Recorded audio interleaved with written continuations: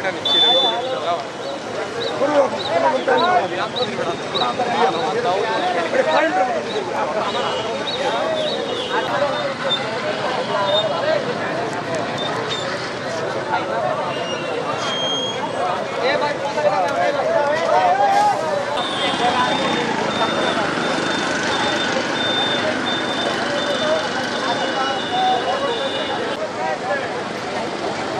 মোহনা দিবি ভাই।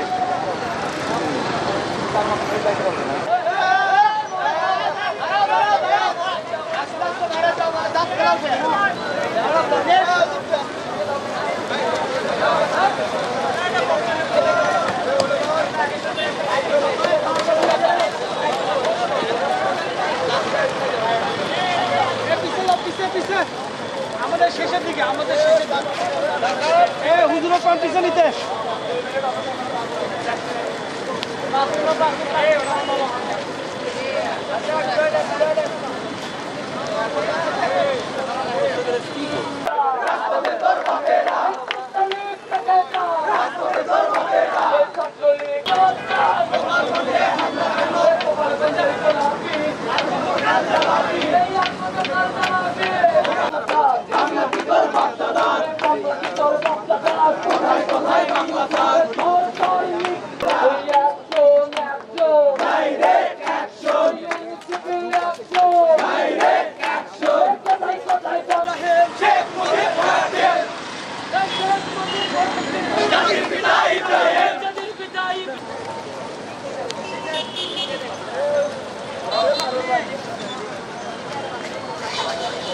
জানেন যে আজকে যে ঘটনাটা ঘটেছে এই ঘটনাটি একটি পূর্ব পরিকল্পিত ঘটনা।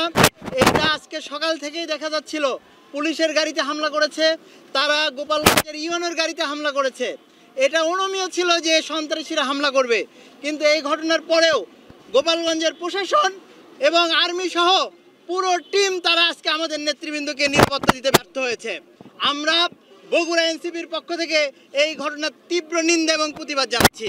সেই সঙ্গে আমরা জানিয়ে দিতে চাই এই সরকার জনগণের নিরাপত্তা দিতে ব্যর্থ হয়েছে এবং আমরা যে একটা সুন্দর একটা পরিবেশের কথা বলি, নির্বাচনের কথা বলি, এই ঘটনায় প্রমাণিত হয়েছে বাংলাদেশে নির্বাচনের কোনো পরিবেশ নেই। আপনি যখন নির্বাচন করতে চান বলেন নির্বাচন দিলেই সব সমাধান হয়ে যাবে, তাহলে গোপালগঞ্জে আপনি কিভাবে নির্বাচন দেবেন? বিএনপি একটা প্রোগ্রাম দিয়েছিল, বিএনপির একটা নেতা কিন্তু খুন হয়েছে গোপালগঞ্জে। এরপরে আজকের যে ঘটনা ঘটলো এখানে পুলিশ প্রশাসন ব্যর্থতার পরিচয় দিয়েছে। আজকে আমরা এই ঘটনা থেকে বলে দিতে চাই এই সরকার ব্যর্থ। এই সরকার ইন্টারিম সরকার দিয়ে বাংলাদেশের নির্বাচন সম্ভব নয়। অচিরেই একটি বিপ্লবী সরকার গঠন করতে হবে।